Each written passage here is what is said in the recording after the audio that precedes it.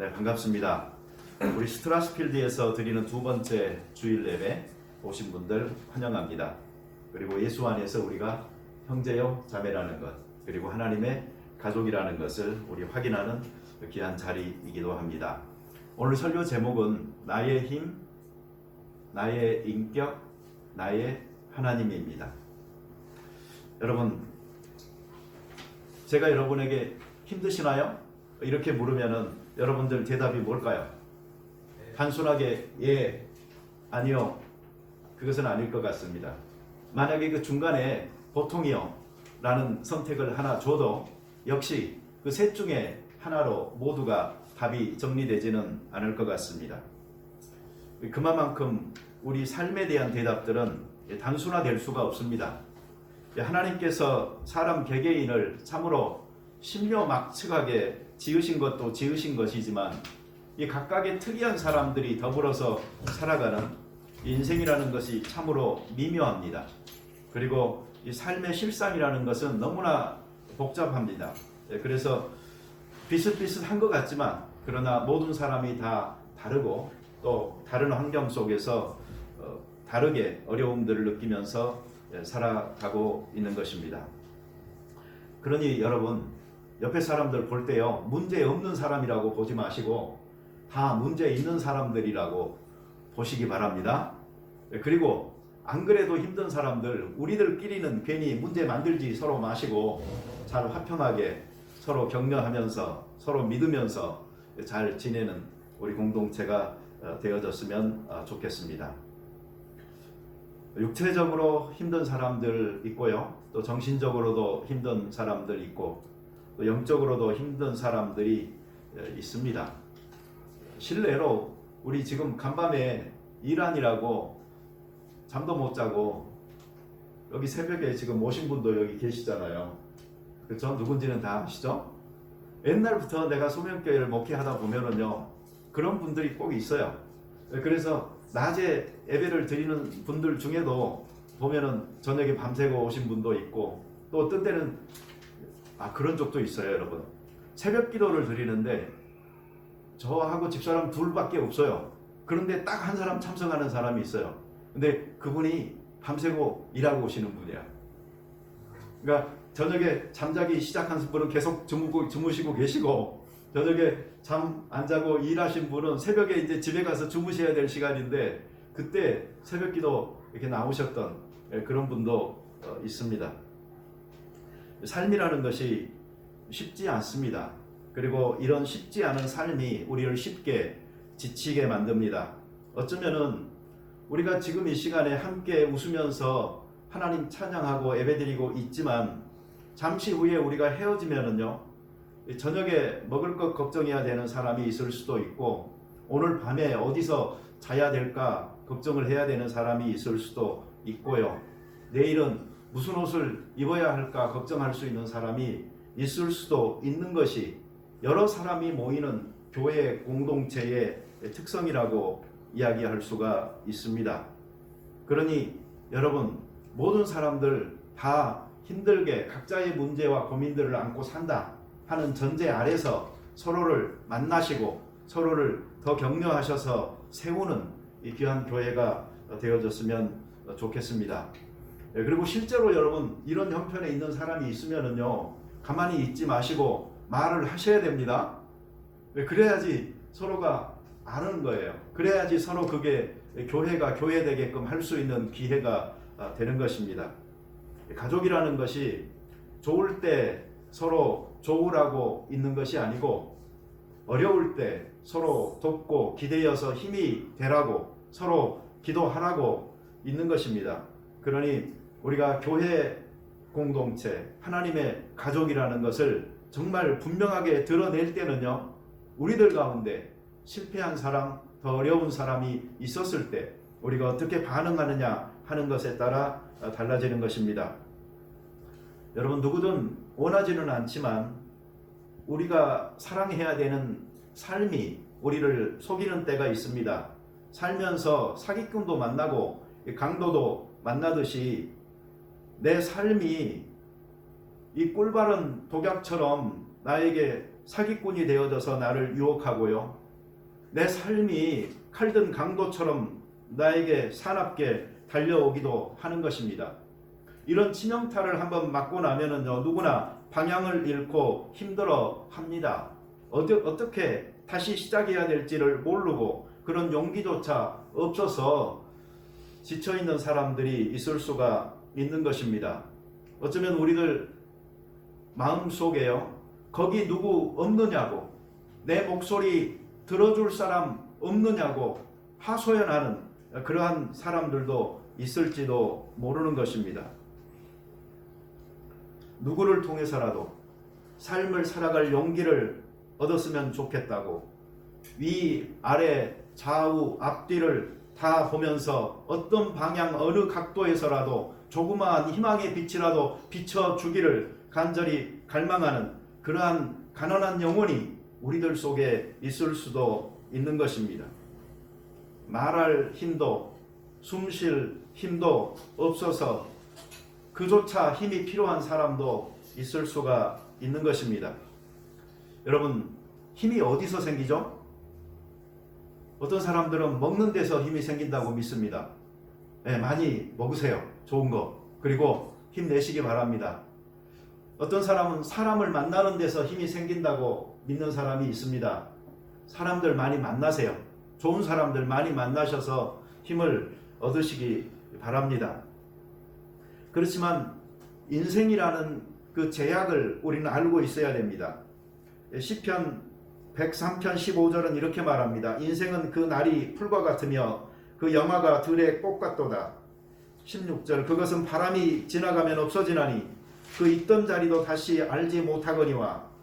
이렇게 인생이라는 것은 잠깐뿐이고 그리고 연약한 것입니다. 그러니 우리 믿음을 가진 성도는 음식보다는 영원한 하나님의 말씀을 먹어야 하고, 그리고 사람이 아니고 하나님을 먼저 만나야 진정한 힘을 얻을 수가 있는 것입니다. 여기 본문에 보이는 다윗 왕은 자기가 처했던 여러 가지 어려움으로부터 벗어난 후에 하나님께 기도와 찬양을 드리고 있습니다.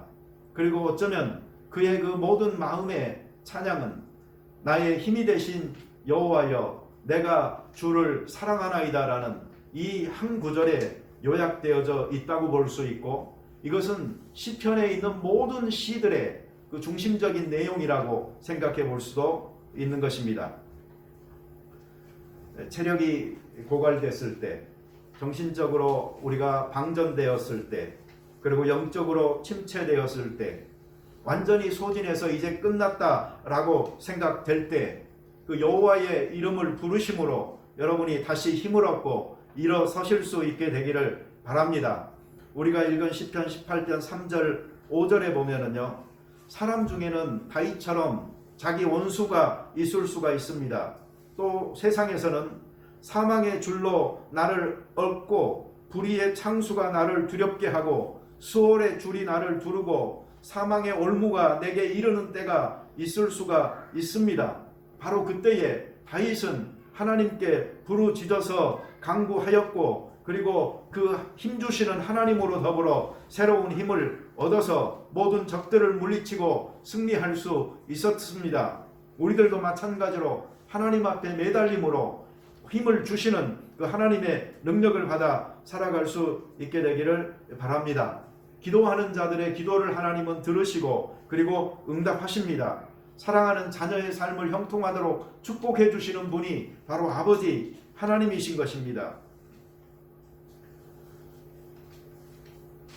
여러분, 하나님은요, 우리 도와주실 때 어떻게 도와줄까요? 화나도록 찔끔찔끔 안 도와주시는 것 같아요. 하나님은 한번 도와주시려고 하시잖아요. 그러면 그냥 확실하게 도와주시는 것 같아요. 그래서 성경에 보면 모든 하나님으로부터 오는 좋은 것들은요, 부어주신다라는 표현이 있어요. 그 부어주시는 축복이라는 것은요, 그냥 계산해서 조금씩 따라주는 게 아니에요. 그냥 감당할 수 없을 정도로 그냥 쏟아 부어서 주시는 것입니다. 그래서 야고보서 1장 5절에도 너희 중에 누구든지 지혜가 부족하거든 모든 사람에게 후히 주시고 꾸짖지 아니하시는 하나님께 구하라. 그리하면 주시리라 라고 이야기했습니다. 모든 사람에게 후히 주시고 꾸짖지 않는 하나님, 그 하나님이 얼마나 좋으신 하나님입니까? 우리가 그분께 구하면 하나님께서 넘치도록 모든 것을 능하게 충만하게 우리 가운데 부어 주시는 것입니다. 시편 23편 너무나 유명하잖아요. 여호와는 나의 목자시니 내게 부족함이 없으리로다. 그리고 5절에 보면은 주께서 내 원수의 목전에서 내게 상을 베푸시고 기름으로 내 머리에 바르셨으니 내 잔이 넘치나이다. 하나님께서는 심지어 원수의 목전에서조차도 이 잔치를 베풀어 주시는 분이 하나님이십니다.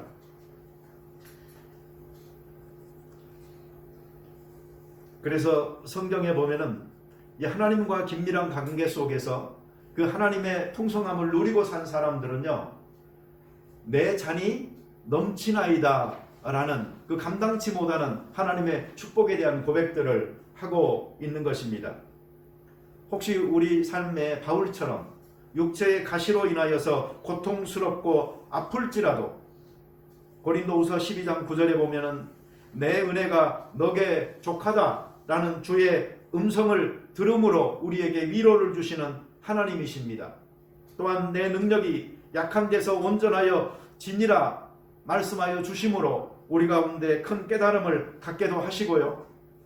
그래서 바울처럼 도리어 크게 기뻐함으로 나의 여러 약한 것들에 대하여 자랑하리니 이는 그리스도의 능력이 내게 머물게 하려 함이라 라고 하는 말씀처럼 오히려 크게 기뻐하면서 사는 주님의 사람 될 수가 있는 것입니다.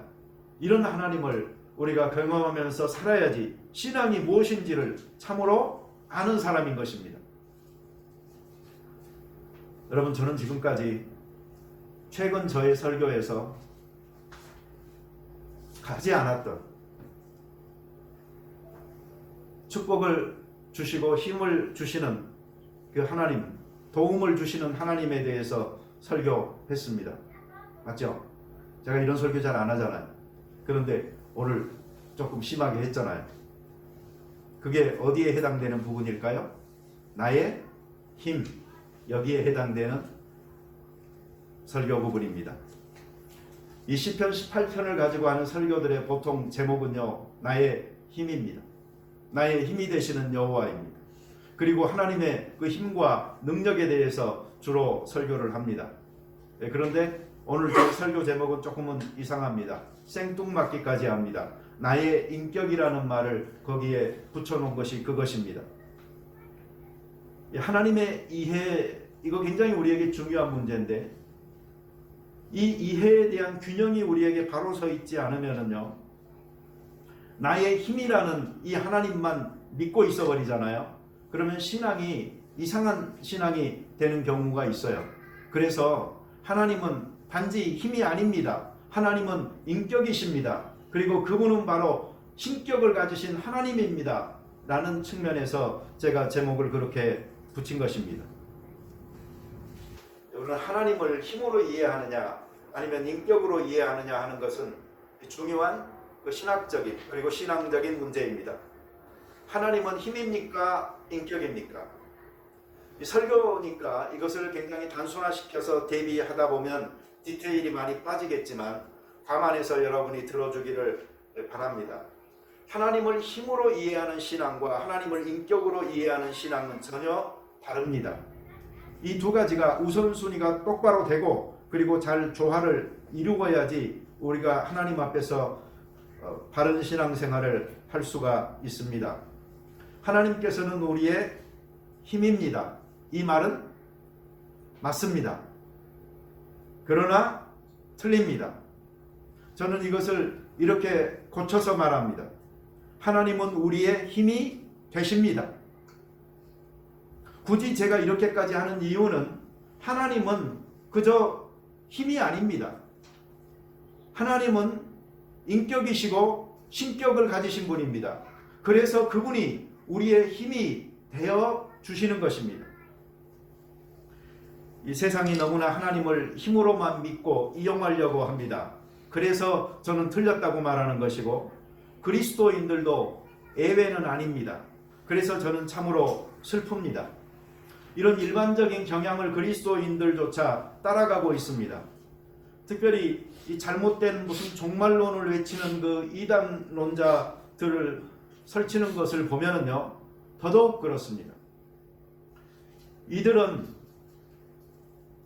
하나님을 통해서 자기들을 추종하는 사람들에게 힘과 능력을 갖도록 만들어 주는 것 같지만 결국은 그것을 전부 다 다시 착취합니다.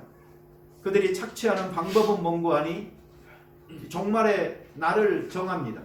언제 심판이 있을 것이라고, 예수님 재림할 것이라고. 그러니 사람들은 강박증을 가지고 거기에 매달리게 되는 것입니다. 그리고 또 한 가지는 숫자를 정하는 것입니다. 구원받는 사람 숫자가 몇 명이다라고 정해놓고 여기에 너희가 끼려면은 열심히 해야 된다라고 사람들을 몰아붙이기 시작하니 사람들이 정말 죽을 둥 살 둥 최선을 다해가는 것입니다. 어쩌면 그런 사람들은 죽도록 충성하라라는 성경 말씀 하나는 실천하고 살지 모르겠어요. 그러나 그 신앙의 유형으로 봤을 때 인격적인 하나님을 만나지 못하고 살아간다면 너무나도 슬픈 것입니다. 하나님은 힘이다. 이 말은 호소력을 갖습니다. 왜 그런가 하니 실상 우리 실생활과 이 필요가 딱 맞아 떨어지기 때문에 우리가 힘이신 하나님을 자주 찾습니다. 그리고 한두 번 이용하다 보잖아요. 그러면 중독성이 생깁니다. 마치 마약에 중독된 사람이 약기운이 떨어지면 불안해하듯이 힘이 되신 하나님이 함께하지 않는 것처럼 느껴지면요 불안해합니다. 그리고 처음부터 끝까지 이렇게 하나님을 믿는 사람은 하나님은 인격이다라는 사실을 깨닫는 그 경험으로부터 완전히 멀어져 버릴 가능성이 많습니다. 그래서 저는 분명하게 이야기합니다. 하나님은 힘이다라는 주사를 먼저 맞아버리면 인격적인 하나님을 경험하기가 정말 어려워집니다. 그것이 어쩌면 저는 우리 교회에서 하나님이 능력이 되시고 힘이 되신다, 우리를 돕는 헬퍼다라는 부분을 별로 강조하지 않는지도 모릅니다. 우리는 그 부분보다는 바로 인격이시고 신격이신 하나님을 먼저 만나야 되는 것입니다. 그리고 거기에 대한 분명한 이해가 바로 섰을 때에 그 하나님이 나를 도우시니 얼마나 우리에게 큰 도움이 될 것인가 하고 우리가 느낄 수 있을 때에 그때 믿음이 바르게 서게 되는 것입니다. 여러분, 극단적인 이야기지만 저는 하나님은 힘이시다 라고 믿고 아주 강력하게 믿고 그리고 다른 거 별로 생각하지 않는 사람은 살아있지만 죽은 상태의 하나님을 꼭 믿는 것 같아요. 이게 뭐죠? 게임 잘하시는 분들 뭐죠? 좀비예요, 좀비. 이 사람들은 실제로는 하나님을 믿는 게 아니고 좀비를 믿고 있는 거예요. 좀비가 뭐죠? 죽었는데 살려놓고 그리고 노동하는 것으로 부리는 거잖아요. 죽었어요. 그러나 노동력은 있어요. 그런데 이 사람들이 믿는 하나님은 마치 그런 하나님이에요. 살아있는 인격을 가지신 지정의의 하나님이 아니고 그저 내가 필요하면 나에게 와서 나를 도와주는 알라딘의 램프의 요정이 되어져 버린 하나님, 한국 사람에게는 도깨비 방망이가 되어져 버린 하나님으로 내 주머니 속에 있어서 내가 언제나 필요하면 꺼내서 내 마음대로 쓸 수 있는 하나님이 되어져 가지고 있는 이 불행한 현실은 우리 그리스도인들이 하나님을 힘이시다 라고 믿는 과정에서 생겨난 것입니다. 이것이 샤머니즘, 주술, 무당 이런 온갖 사악한 것들과 결합하여 관계가 되면은 우리는 기독교에서 말하는 삼위일체 하나님을 도저히 경험할 수 없는 지경에 이르게 되는 것입니다. 실용성과 효용성은 갖고 있지만 하나님 이꼴 힘이 아닙니다. 하나님은 인격이시고 이것을 경험하지 못한 사람은 왜 굳이 하나님을 믿는지 저는 그 이유를 모르겠어요. 그냥 그것은 우상 숭배하는 것과 별반 다를 바가 없기 때문입니다. 하나님은 지정의를 분명하게 가지고 있고, 그리고 그 형상을 따라 사람을 지었기 때문에 사람은 자기 자신을 잘 살펴봄으로 하나님을 이해할 수 있는 능력을 갖추고 있는 것입니다. 그래서 하나님의 그 속성의 그림자가 무엇이라는 것을 어렴풋이 알 수가 있습니다. 우리 속에 있는 자비와 선과 지혜, 이러한 모든 것들을 하나님 역시도 갖고 계시는 것이고, 이것을 신학적으로는 공유적인 속성이라고 이야기합니다. 그리고 오직 하나님께만 속해 있는 비공유적인 속성이 있습니다. 뭐 전지전능하신, 또 무소부재하신 그런 부분들, 이것은 오직 하나님께만 있는 것들입니다. 그래서 우리는 하나님을 경험하고자 할 때요, 따라서 합시다. 하나님은 인격이시다, 신격이시다. 이 두 가지를 먼저 경험해야 돼요. 그리고 그 하나님이 우리를 도우신다, 우리를 돌보신다.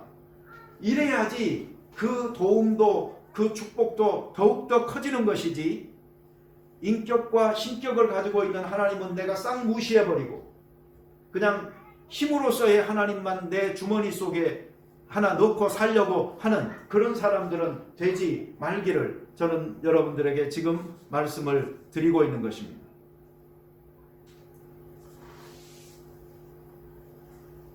하나님은 힘이다라고 믿는 사람들은 하나님의 뜻이 중요하지 않아요. 내 뜻이 중요해요. 내 뜻을 이루기 위해서 나는 하나님을 단지 도구로, 내 힘으로 사용할 뿐이에요. 그렇지만 하나님을 인격으로 모시는 사람은 나의 뜻이 아니고 하나님의 뜻이 더 중요합니다. 나는 오히려 하나님께서 쓰시는 도구가 되는 것입니다. 그래서 하나님의 뜻을 이루기 위하여서 사용되어지는 도구인 나의 삶이 얼마나 영광스러운가 하는 것을 고백하면서 살아가는 그리스도인의 삶이 우리가 지금 살아가고 있는 예수의 그 길을 뒤따르는 것입니다.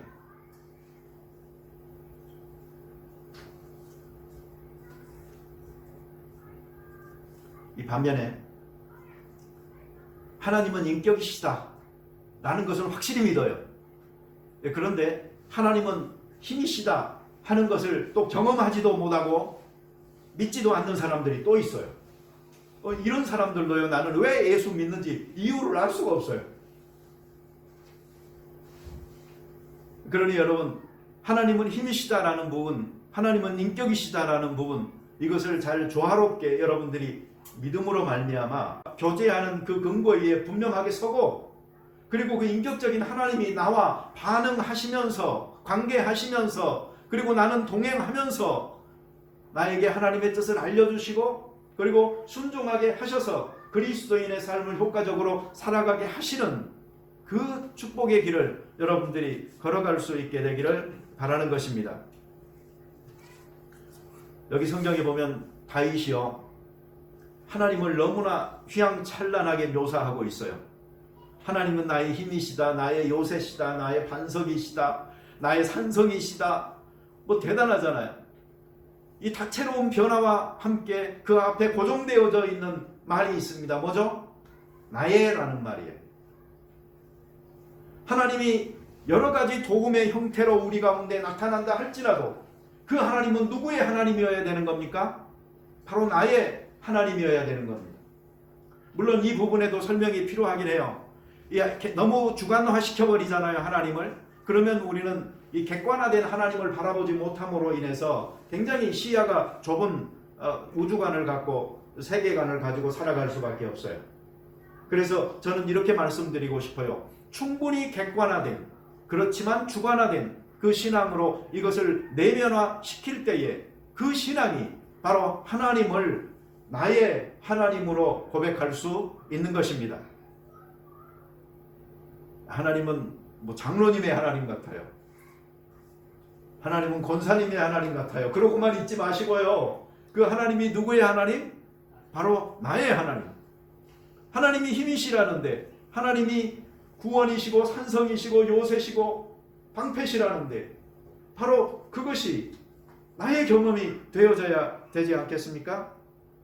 그래서 우리는 아브라함과 이삭과 야곱의 하나님만이 아니고 나의 하나님으로 믿어야 되고, 또 베드로와 야고보와 요한의 하나님이라고만 말하지 말고 나의 하나님으로 내가 경험할 수 있어야 되고, 뭐 리빙스톤과 슈바이처와 뭐 빌리그레함의 하나님이라고 놀라지만 말고 그 하나님께서는 오늘도 나와 함께 하시는 하나님으로 믿고 동행하면서 살아갈 수 있는 우리가 되어져야 되는 것입니다.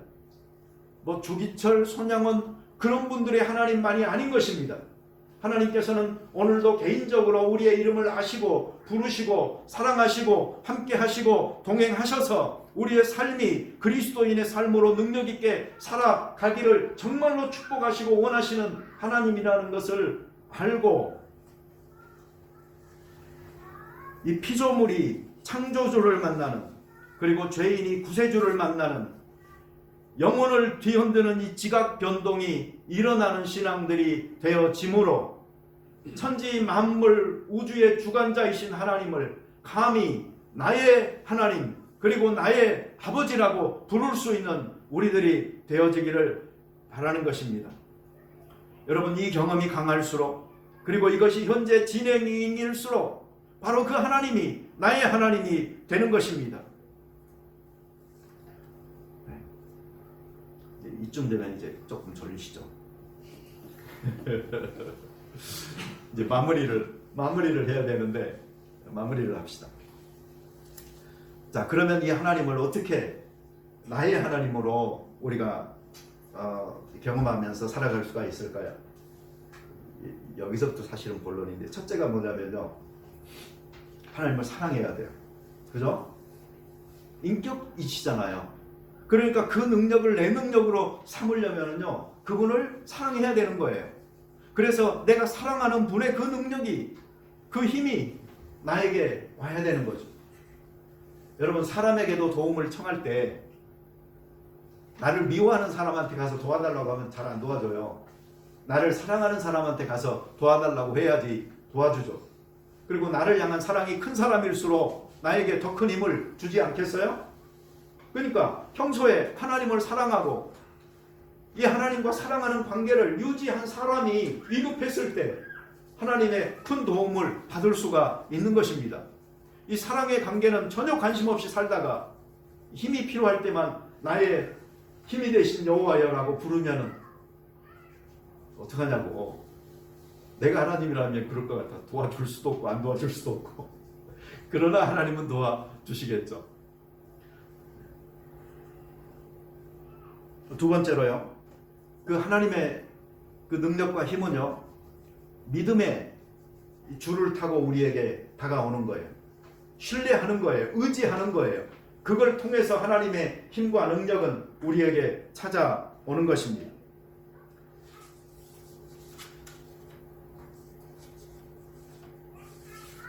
하나님께서는 다윗을 사울의 손에서 건졌어요. 늘 피해 다닌 다윗에게는요, 그 언덕에 있는 곳곳의 지형지물이 자기의 방패였습니다. 바위가 있으면 그 뒤에 숨고, 굴이 있으면 그 안에 숨고, 그러니 그는 자연 속에서 그 모든 것들이 바로 하나님께서 자기에게 주신 피난처가 됐던 것이고 자기의 방패가 되어졌던 것이기 때문에 그러한 것들을 보면서 지금 자기의 신앙을 그렇게 고백하고 있는 것입니다. 그와 마찬가지로 즉 그의 그 체험이 그러한 고백을 가능하게 했듯이 우리 역시도 신앙생활을 하면서 내 나름대로 그렇게 고백할 수 있는 나의 간증거리들이 있어야 되는 것입니다. 세 번째로 우리는 그 인격이신 여호와 하나님의 힘은요, 순종의 줄을 통해서 우리에게 다가오는 것입니다. 그래서 그 말씀대로 사는 사람들이 그 능력을 경험할 수가 있어요.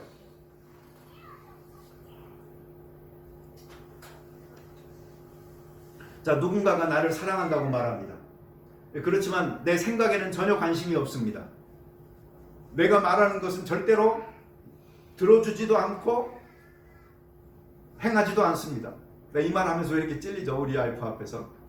우리 집사람이 가끔 그런 말 하거든요. 미안합니다. 여러분, 하나님 앞에서는요, 우리 그러면 안 되는 거예요.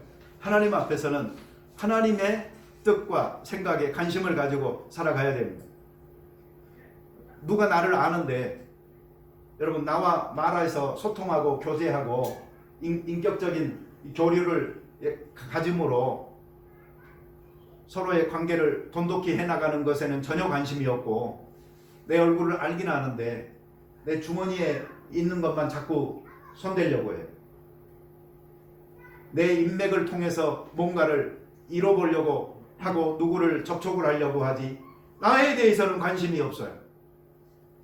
그런 사람들을 우리가 어떻게 의지할 수가 있고 그런 사람들을 어떻게 내 힘으로 삼을 수가 있겠습니까?